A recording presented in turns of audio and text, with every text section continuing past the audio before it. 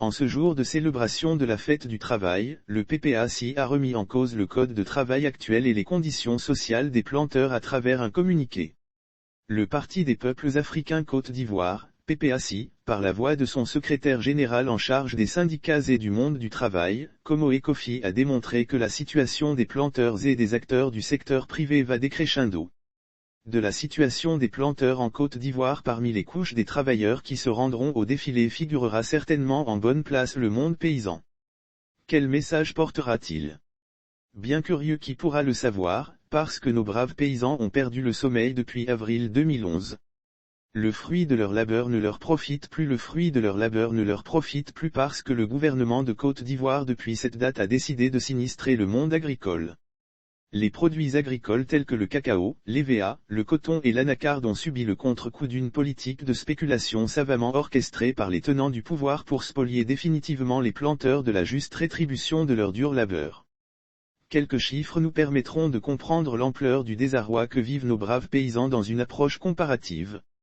Pendant la gouvernance du président Laurent Gbagbo, les prix borchants des produits tels que le cacao et l'EVA avaient passé la barre de 1000 FCFA le kilogramme. Cette embellie des prix avait entraîné une véritable santé financière dans les zones rurales. La conséquence directe a été la ruée de nombreux Ivoiriens vers le monde paysan pour la création de grandes plantations. En redistribuant la richesse au monde paysan, le président Laurent Gbagbo avait compris que le développement devait se faire à la base. Lire aussi campagne intermédiaire de commercialisation, le prix du kilogramme de cacao maintenu à 825 FCFA, la réaction des producteurs. Malheureusement la situation est toute différente aujourd'hui. Alors que le gouvernement en place avait annoncé de grandes réformes pour rendre le monde paysan plus heureux, c'est plutôt à une politique de spoliation systématique des pauvres paysans que nous assistons. Aujourd'hui, au lieu 1100 FCFA pour le cacao et 1250 FCFA pour l'EVA, les tenants du pouvoir depuis le 11 avril 2011 ont dans leur fameuse réforme réduit drastiquement le prix borchant. Pour le cacao, le prix du kilogramme a connu une spéculation sans pareille. À ce jour, il est fixé à 800 FCFA le kilo comme prix indicatif borchant. Pour l'EVA c'est une véritable descente aux enfers. De 1250 FCFA, le kilo avec le président Laurent Gbagbo, le kilo de l'EVA est aujourd'hui acheté à moins de 300 FCFA. Les spéculateurs sont d'une cruauté. Les conséquences de cette politique désastreuse du gouvernement actuel ne se sont pas fait attendre. Non seulement les prix indiqués borchants sont très bas, mais pire, les paysans ont été contraints à vivre avec une horde d'intermédiaires dans la filière cacao et de l'EVA qui les réduisent à la mendicité. Les spéculateurs sont d'une cruauté telle que non seulement les prix ne sont pas respectés mais les paysans sont victimes de la mauvaise foi de ces derniers. Ils ont en effet pris plaisir à prendre les produits des planteurs avec la promesse de les payer plus tard quand ils auront eu suffisamment d'argent.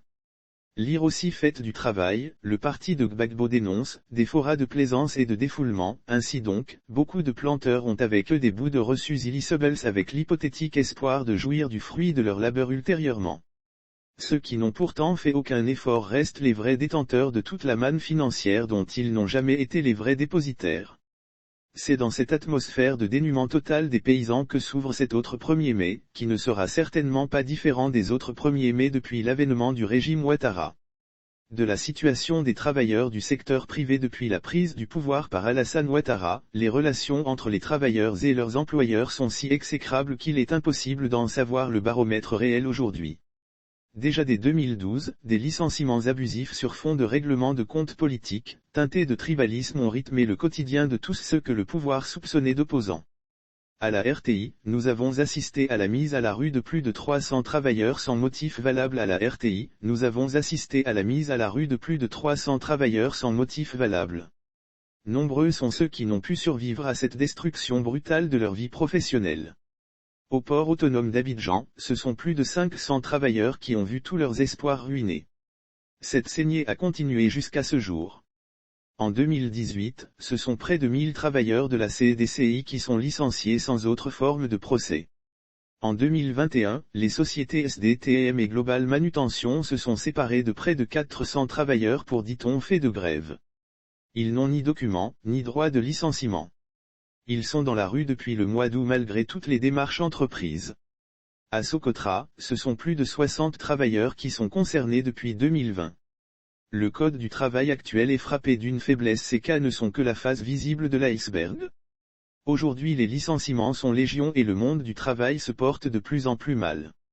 Tout cela est possible parce que l'administration du travail est sous-équipée et elle est sous ordre dans un contexte où les décideurs sont jugés partis dans les conflits collectifs qui opposent les travailleurs à leurs employeurs. Le tout couronné par un code du travail plus coercitif pour le travailleur que protecteur. Le code du travail actuel est frappé d'une faiblesse telle que tout conflit qui survient est toujours au détriment de l'employé même s'il a raison. Le Code du travail est un texte conçu sur mesure dont l'application pose problème parce que les procédures de règlement des conflits sont inutilement longues et desservent toujours les travailleurs. D'où la consolidation de la précarité de l'emploi dans notre pays. Lire aussi Côte d'Ivoire / célébration des travailleurs 1er mai, une structure organise la soirée du dîner en blanc du travailleur, toutes choses qui rendent l'environnement du travail complexe et insupportable pour les travailleurs.